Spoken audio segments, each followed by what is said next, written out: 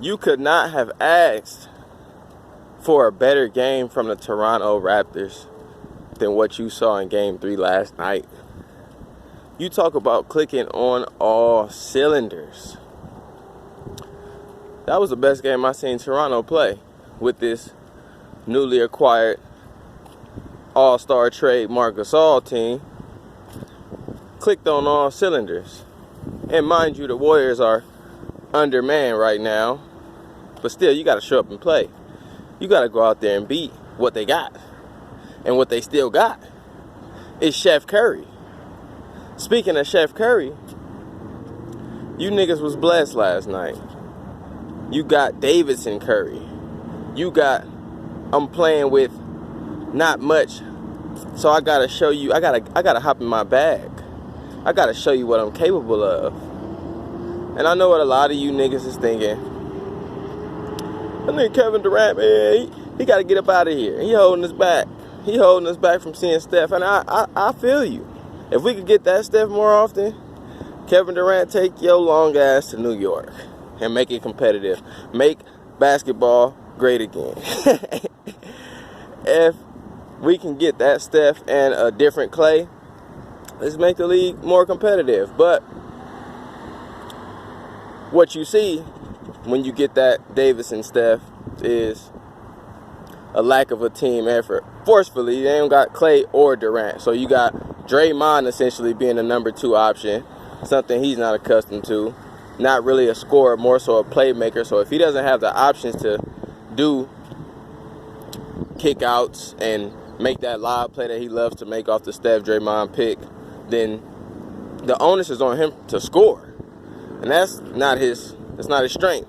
It's not his strength at all. So if he's your number 2 at the scoring position, Cousins was flat.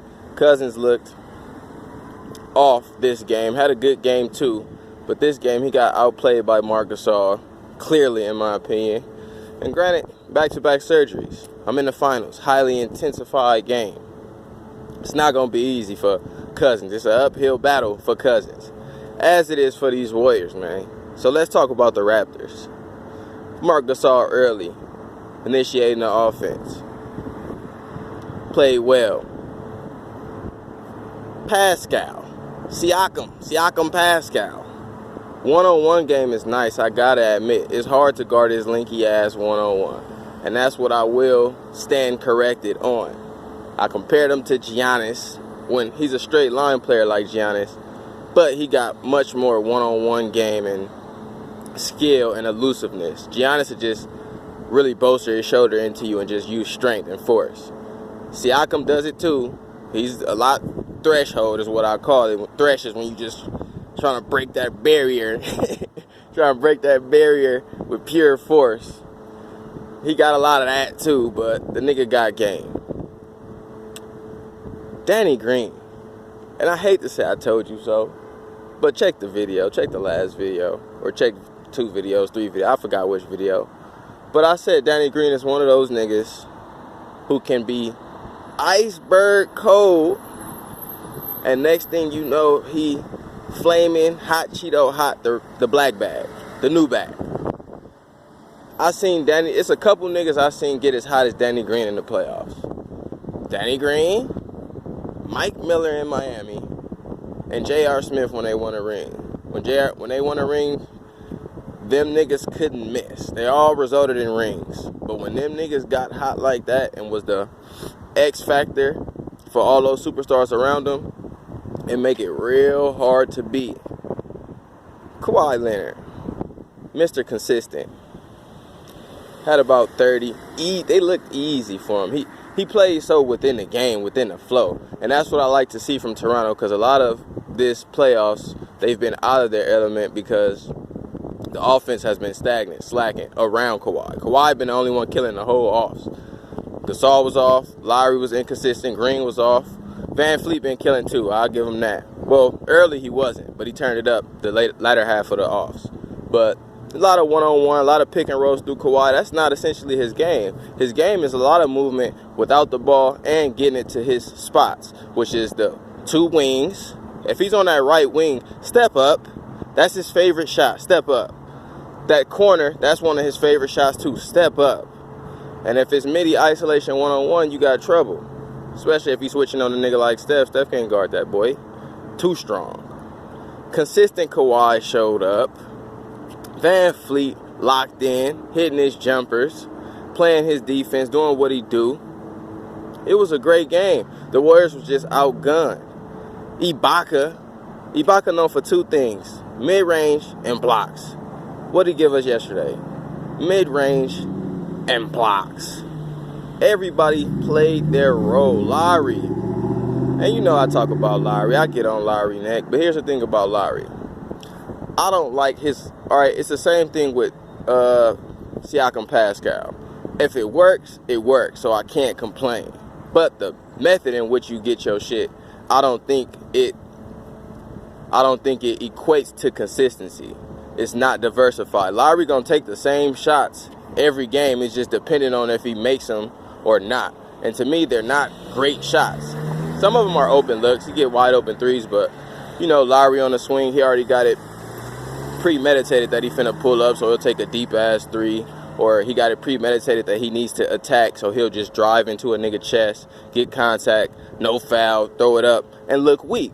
But if those shots are going in, I can't complain. That's why I feel Lowry is. But he's always a dog. He's always a fighter. He's always in it. My preference is just a nigga like Van Fleet with the moves, with the silky smooth game, the three ball. I like his movements, man. What can I say? I like his movements as a hooper. But yeah, man, you got a complete effort from Toronto. You got lack of offense from the Warriors other than Steph. And let me tell you niggas about Steph. For all that rhetoric, he can only get his from if it's three hitting. Watch last night's game. He got the best up fake in the game because his three so lethal. All I got to do is one of these, Kawhi in the air, cross, floater.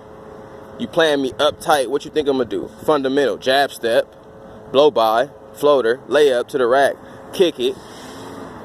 Dimes. The nigga got game aside from the three ball. Let's stop it. Let's stop it. He ain't Steph Curry because he shoot just threes. Nigga, that's Kyle Korver you talking about. This a nigga with game. But yeah, it wasn't enough for that Raptors team. And if that Raptors team shows up night in, night out, it's hard for any team to just run through them. They have a lot of depth. My only problem with them was consistency. And if they can be consistent, if they can use Marc Gasol like they using him, making an emphasis on giving it to the nigga, they got a shot in this motherfucker. Especially got a shot if Slim Reaper and Clay ain't there. I hope Clay come back. I hope Slim come back now because they still going to be shorthanded with Looney and Cousins still banged up and Iguodala pulled some shit the other day. They not healthy. So I just want to see a good series. Game 3. This is my thoughts. Raptors played excellent. Clicking on all cylinders. Warriors. Draymond played okay, but if he's a number 2 scorer on your team, you're going to be in trouble offensively. Night in, night out. And defensively, they were horrible. Defensively, they were horrible. They were acting like they couldn't guard the paint. Getting out-rebounded. Don't know the numbers, but it looked like they was getting out-rebounded. Offensive rebounds and shit, putbacks. Looking small. Which they are, too. If you got Cousins and Looney, that's it. Durant, the other tall nigga, he gone.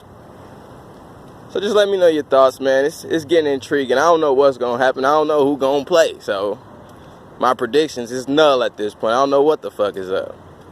But it's your boy Dame. Let me know your thoughts, comments. Subscribe to Dame's World. Game 4 coming next. And you know I'll be back for the shit. Peace.